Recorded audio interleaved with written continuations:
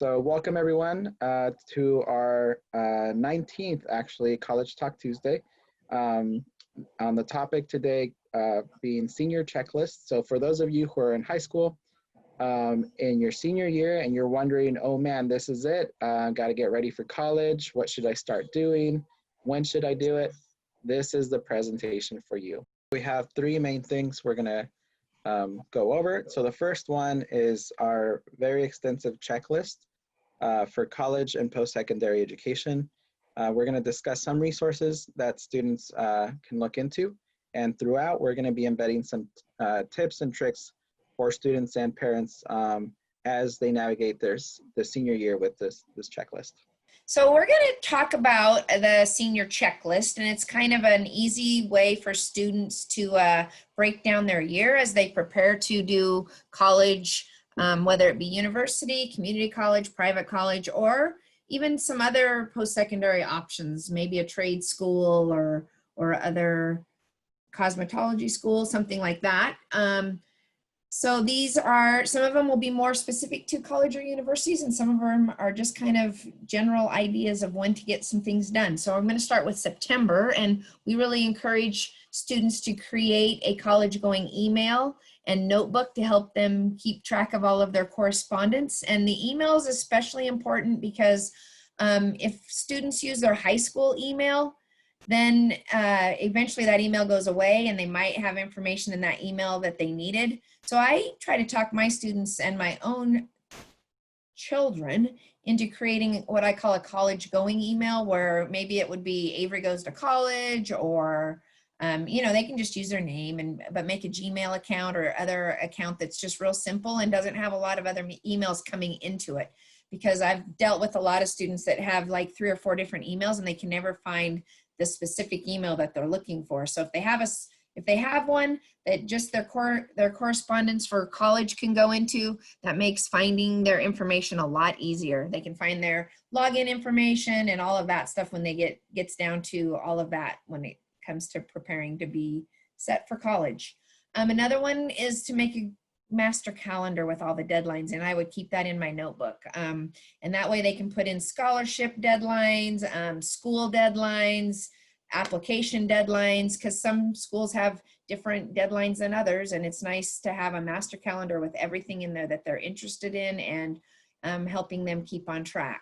And then another master document that I encourage all seniors to make is a document with all of the essay questions they've been answering for not only applying to school, but whenever they fill out an essay. The other option is to make photocopies of these and keep them in your notebook, because a lot of the scholarships will ask repeat questions, the same questions, excuse me, or similar. And if you have an answer already written up, you just have to tweak it a little bit, and then it makes your scholarship applications a lot faster if you keep this master document that we're encouraging students to do.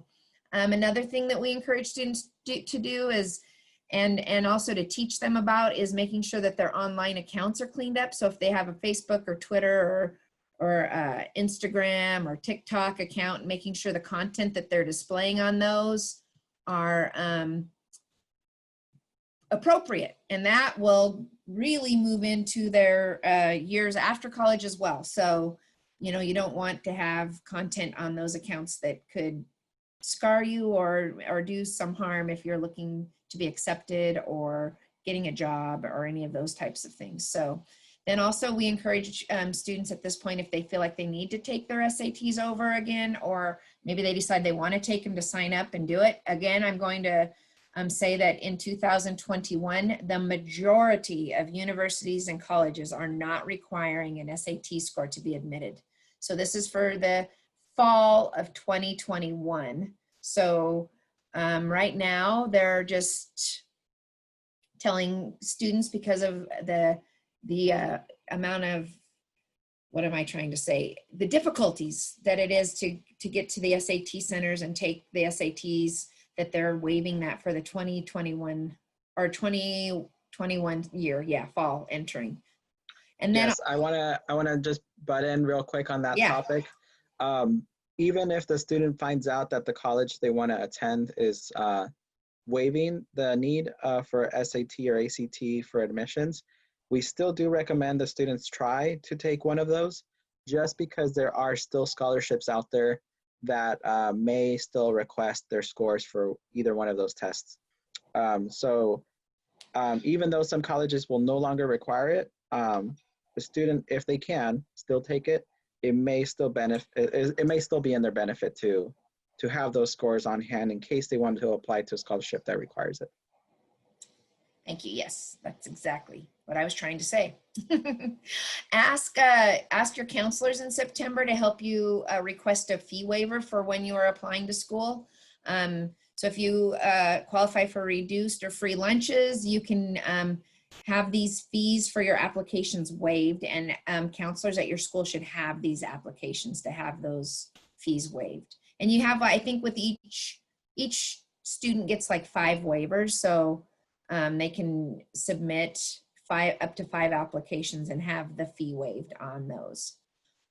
Also, it's a good time to start making a list of all your accomplishments and activities that you've done in the past, because when it's time to fill out applications and scholarships, sometimes it's really hard to remember everything. And if you start working on that document ahead of time, and then as you remember things, the students can keep adding them to that document. And that would kind of go along with the master document with their essay questions. A master document of all their accomplishments and activities is a really good thing to have on hand and ready to go. And I highly recommend starting on that as soon as possible. Also, the Oregon Promise, you can start, it opens in September, so you can start filling out that application. It's very simple. There is a June 1 deadline, but there are some information out there that the sooner you get that filled out and turned in, the better off you could be if funds are limited that year. And then also make sure and check with high school counselors to confirm that that students are on track for graduation. Those ugly surprises in the spring are not fun, when students and counselors realize that, oh, you missed a credit here or a half a credit here, or you didn't fulfill this requirement for graduation and now you're scrambling to get it done, plus do all your college stuff. So it's really nice to encourage seniors to go in and at least check in and make sure everything's set and that they're on track for graduation. So that's a lot to do in October, but also, you know, pretty easy list to check off on. And then October, we're gonna work on our FAFSA and ORSA, depending on which one you're filing for. That opens October 1st. Oh, I did this twice. List all accomplishments and activities in a document. Just keep working on that in October. And then start working on your personal story, because that's something that almost all applications, or quite a few applications, are going to ask some type of a personal story from you. So I always encourage students to make sure it's something unique that will make people remember you when they read it. It's also a good time in October to start requesting letters of recommendation. And I encourage students to pick teachers or adults in their lives that, you know, have something, again, unique to say about them to help them stand out, because it is a competitive world sometimes when you're applying for college, and especially for scholarships. And to have these letters of recommendation that are written well and speak of the student's specific unique qualities and contributions helps out a lot. A generic letter of recommendation, you know, we all get tired of reading those. So we want to hear specific, unique things about the student. When you request a recommendation letter from someone, whether it be a coach, a teacher, a mentor, or an employer, whoever it might be, just remember that they might not know about everything you're involved in and all your accomplishments. So if you have some sort of like resume or activities list or something to share with them, or even something that you want to make sure they put in that letter, it doesn't hurt to give them a copy of that, because it will help them write a better letter for you. And there's no shame in doing that, because people do that all the time. And I know that when I write a recommendation letter, I know that they're involved in other things, but I don't always know the details. I don't know how long they've been in those programs. So I do ask for that, because I want to make sure I mention it when I write that letter. And I want to just highlight their best assets and their involvements and contributions to their community. So make sure you have that ready when you ask for a recommendation letter. Help them out with something like that, because they'll come back to you with a much better letter. Very true. So then in November, we encourage students to maybe start finalizing their list of colleges that they want to apply to, start filling out their college applications, start submitting. Once they do start doing their applications, they need to get their required documents. Some applications will require a transcript, even though it's not a final transcript. It'll help them make their decisions sometimes just even off that partial transcript. There's other documents that different colleges might require. So SAT scores and things like that, you need to get those sent in for admission. So start gathering all of that, make sure you have it so that it's easy to send once you submit your application. And then also this, again, this is a part of the required documents, but letting your counselors know ahead of time so that they don't get overwhelmed and swamped and not be able to get your stuff in on time when they need to get it in. December, I like to encourage students to really finish up applications and get them submitted, even though it's not, whoopsie, sorry about that. Even though it's not, a lot of them aren't due till maybe February 1st. I really encourage students to get this part done so they can relax and take a deep breath, and they're so nervous and they can spend their time working on other things like scholarships. It's also a good time to start thinking about maybe you need to do a couple more tours, and if you can't go and see the college in person, maybe do some virtual tours. A lot of websites for colleges now have amazing virtual tours, so students can kind of go and check out things about the college on their webpage. I really encourage students to look through the webpage. You can learn a lot about an institution just from there, see what types of activities and fun things to do, if there's things that interest you, so that's always important. Start making a list of the scholarships and when they're due, put that into your master calendar so that you don't miss those deadlines. You can't win a scholarship if you don't turn it in on time. So that's a really important thing to be aware of. And then you can start writing your essays for some of your scholarships and get some teachers to help you go over them with you. So it's kind of spreading this stuff out over some time is great instead of waiting till all the deadlines to rush and get things done. In January, it will be time for registering for Selective Service. If you're 18, you can also register to vote. Those types of things can start happening. And then you'll also want to start filling out the OSAC scholarship application online for all Oregon scholarships. There's one application, hundreds of scholarships. There's also a really cool Facebook group. If you go in and like the OSAC Facebook group, they'll send updates and tips and reminders about all of their scholarships and the things they have going on, and tips and tricks for seniors as well. So I think all the different places that you can get that information, the better. Then we're going to move into February, March, springtime. Oops, as I go too far, sorry. February, go ahead and continue with scholarships. We really encourage students to just keep on that. Finish OSAC to meet some of the early bird deadlines. March, file your taxes if it's applicable. Parents need to file so that you're ready to go when it comes time to fill out FAFSA for the next fall. And then start watching for a lot of college communication right about now. You're going to be getting a lot of information about financial aid, award letters, admissions, next steps. A lot of correspondence will be coming in from the different institutions. And then in April, you're going to start making some more of your final decisions. So a housing decision, fill out applications. You're going to be probably getting all of your award letters by the month of April, so you can start comparing them and making a final decision on to where you might want to attend.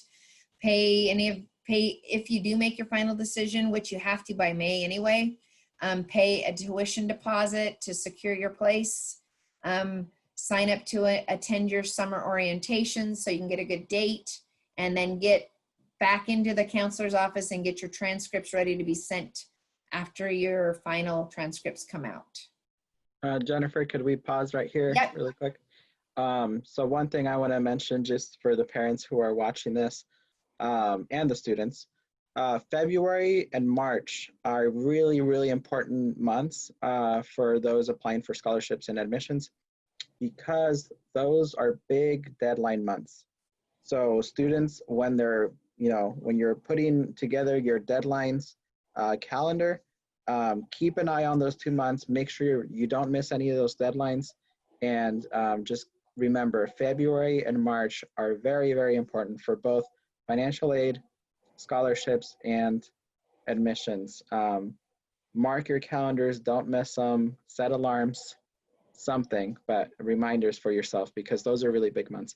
And then can we go back to the previous slide real quick? I had Absolutely.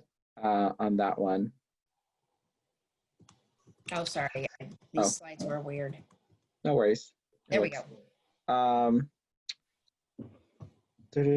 So selective service, I wanted to mention that for the young men that are listening to this call, I just want to explain really quick what that is. Oh, thanks.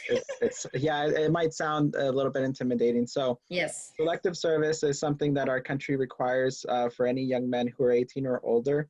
I believe up to the age of 24, 26. I think it's 24. And so you have to be registered. And if that, the only reason is if there were ever a draft or we were in a, World War III or something like that, then that's the system of people that would be called upon. It doesn't mean you're signing up for the Army or, military. That's not what it is. It's just in order for students, young male students, to qualify for that financial aid, they do have to be registered with Selective Service by, Is that even an option on the FAFSA now? I think it is. Yes. And so if when they fill out FAFSA, they can do it too. Yeah, so if you do FAFSA even on October 1st, so next Thursday for those of you doing it in 2020, that application has an option where they can automatically enroll you into Selective Service. So that's actually the easiest way to do it. While you're doing FAFSA, might as well just click that box, say, I'm not enrolled, please enroll me. It's done. But if you don't do it on your FAFSA, you can do it separately. And I think it's on one of the government websites. You could probably find that. But just keep that in mind. I just wanted to mention that. No, thank you. That's good. And it is the law. They have to register. You can't choose not to register. It sounds scary. I put it on there, but it's not. Yep. Yeah. So also on the chat for those listening currently, I put a link to Virtual Tours website. That website has not all colleges, but many colleges are on there in case those of you are, stuck at home, can't really go in person for college visits. That's a really good resource for you if you want to see a virtual 3D sort of 360 degree angle views of campuses. Cool, thanks. No problem. And let the colleges that you aren't attending know, and let the college that you are attending know that you're going to be coming. This time you will, you can also pay your tuition fees this month, sign up, start submitting required documents. And when I say required documents, you're going to have to turn in health records and direct deposit slips if that's the way you're going to go with your financial aid. But all of this is later on, and there's lots of people to help with all of those documents and help you upload. And there will be checklists from the institution that you choose to attend, and they will send those checklists through emails, and they will also have those checklists on in your student portal. But again, we're all here to help with these processes. And right now, basically, we just really want to get the checklist out, and we don't want to worry about all the things coming up in April and May, but we just want you to have it in the back of your mind that these are some of the things that you'll be doing. And we will continue to have College Talk Tuesdays that can help and support through all of these steps. So just so you know that there's a lot more help around all of this. It seems overwhelming, but we just wanted to get a complete checklist out to start with. This is when you'll also secure your roommate. A lot of universities require freshmen to live on campus, so there's usually surveys to fill out to match you up with a good roommate. You'll choose what dorms you're interested in at that point, and all of that. All of those things will usually be happening around May. And then in the summer, you are going to want to make sure that your final transcripts were actually sent. I encourage all students to double check on their financial aid and their award letters just to be sure 100% that there's not anything else that they need to turn in for that. I'm actually working with a couple students and school starts, mind you, next week, we're still finishing up financial aid for this fall. They're going to be fine. We're going to get everything turned in and it's not too late, but we still have some forms that we need to get filled out, and it can be a process for some students, unfortunately, but that's what we're here to help with as well. And then I can't reiterate enough, keep watching for communications and last minute checklist items that your university may need you to turn in or do before you show up. You'll be taking probably your placement tests in the summer so that they know what classes you should sign up for. You'll be meeting with advisors. You'll be going to orientations. And then, you know, a lot of just planning for your fall attending, you know, what types of classes you're going to be taking, and that'll happen during orientation as well. Whether you're going to be dual enrolled and maybe go to a community college plus the university, there's all kinds of things. But again, this is just a slight list that we wanted to get out for seniors to have in their little hand, and then we'll continue going through these checklists as the year goes on and show you where all of these resources can be found, because there's different checklists and they can be really helpful. So this is the first one. That's the Oregon Goes to College, and I can email these to you if you're interested. You'll, like Jose said, my information is going to pop up at the end of this presentation. There's a number that you can either text me at, or you can use my email and email me, and I can send you that checklist so that you don't have to keep it all in your head. And also all of these sites, I can send them to you in a document as well with the PowerPoint or whatever, and they all have their own checklists. So we kind of took the best of the checklists, or maybe all of them from each one, and made our own. But basically, these are great sites to help your student on their trek through their senior year or before even. So there's the Oregon Goes to College one. There's the College Board, which is a really good one. I really like their checklist a lot. I felt like it was pretty inclusive and had everything. This was a really more of just an article to read, but the September College Prep Checklist for high school seniors. It gives you some tips and tricks and some really good information, again, on what you should be doing your senior year. This is a new one, but I liked it a lot as well. It's called the Scholarship System. So I think this is a high school senior college prep checklist, and it goes with a lot of tips and tricks again, and then just lists of things to be thinking about, broken into time of year. So it's very helpful. And then the last one I put up here, just because this is a freshman through senior list, and you know, I like to get it in the hands of high school students as young as possible. So I just threw it up there for those of you that might have students that are starting out looking at all these lists at a younger age. So anyway, I just wanted to make those all accessible. And then Jose, you had a couple other things you wanted to talk about?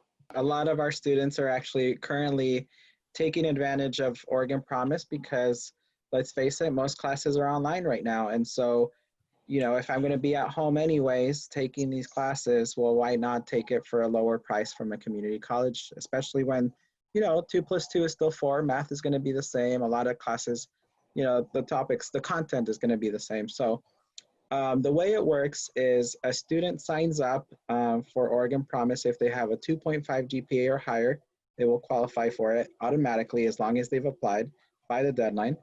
And they must enroll into a community college well, they have to enroll fall term immediately after graduating in order to take advantage of it. That is good for up to 90 credits at a community college. So it'll pay for those credits. But the students can then transfer those to a university, a 4-year university.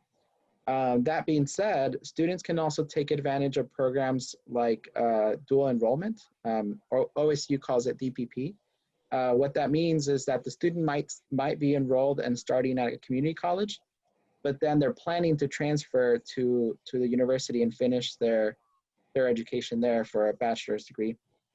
And so what they can do is, while they're still at the community college, they can slowly transition into the university by being dual enrolled and maybe taking 1 or 2 classes from the university that are not offered at their community college. And so that gives them a little bit of, like flexibility and the best of both worlds, where they're still taking advantage of the lower cost at community college and Oregon Promise, but still having access to the classes that OSU is going to require once they get closer into the end of their second year for their program.